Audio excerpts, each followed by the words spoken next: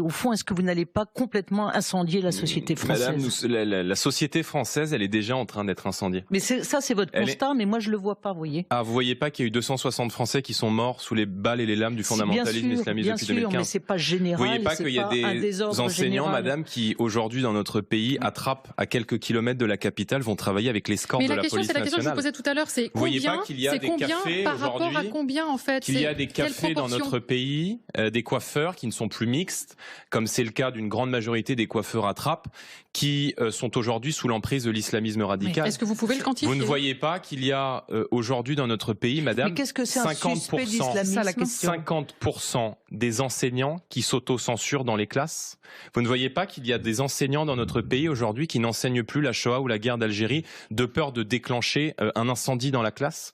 Vous ne voyez pas qu'il y a, comme ça a été le cas à Sciences Po Grenoble il y a quelques jours, des enseignants à qui on met des fatwas sur la tête parce qu'ils ont eu le malheur aux yeux d'une minorité aujourd'hui de plus en plus importante, certes, je vous l'accorde, de gens qui remettent en cause aujourd'hui nos valeurs, notre mode de vie, notre laïcité. Qu'est-ce que vous feriez dans votre nous, vous voyez, nous attaquons l'idéologie islamiste, nous attaquons ses relais, ses militants, ses associations.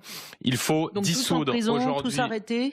Comment vous faites? Non, mais sincèrement, qu'est-ce que vous proposez? On est plus faible à l'égard de l'islamisme que ne le sont certains pays musulmans eux-mêmes. Lorsqu'il y a eu des attentats en Tunisie ou en Égypte, on a immédiatement, ces dernières années, fermé les mosquées radicales. On a immédiatement mis les frères musulmans sur la liste des organisations terroristes. Alors, les frères musulmans, le CCIF, toutes ces organisations dans notre pays, elles accompagnent une idéologie qui organise des attentats dans notre pays. Toutes ces organisations doivent être dissoutes. Il faut dissoudre les organisations qui ont refusé de signer la charte sur la laïcité.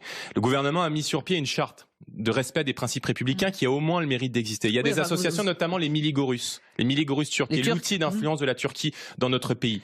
Il y a Foi et Pratique, qui est le relais du Tabligh en France, qui est l'une des doctrines, l'une des visions les plus radicales de l'islam dans le monde. Ces associations ont refusé de signer une charte dans laquelle il était dit clairement que les associations devaient renoncer à criminaliser l'État français, à taxer l'État français. Mais c'est la loi sur les séparatismes du gouvernement, tout ça, ces associations qui refusent justement de signer ces chartes de neutralité aujourd'hui de l'islam à l'égard des institutions de la République et de l'espace public doivent être dissoutes. Il faut expulser de notre pays. Est-ce que vous avez des outils différents que ce que propose le projet de loi? Oui, la volonté politique, le courage et la volonté politique. Lorsqu'il y a, madame, 4000 individus étrangers dans notre pays, qui sont suivis pour radicalisation et qui restent sur le territoire français et qui sont présentes alors qu'ils sont étrangers, il faut les expulser. Il faut mettre en place un principe de précaution.